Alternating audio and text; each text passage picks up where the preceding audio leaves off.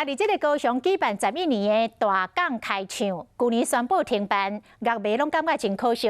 但伊卖正式来宣布，伊若当选市长，就要恢复大港开唱。啊，代表着国民党的李美珍嘛表态，讲会支持艺文活动。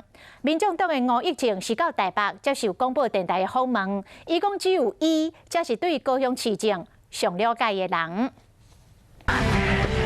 歌手伫舞台顶悬热烈唱歌，高雄上大独立音乐节大港开唱，是足侪人的回忆。但是去年离汉市府时期宣布停办，有一撮争议出现。即马单机来讲，要搁办啊？年轻人需要的是空间了，我们就是把这些障碍排除。甲证件摕出来，要抢艺文团体选票。对手李美珍伊讲。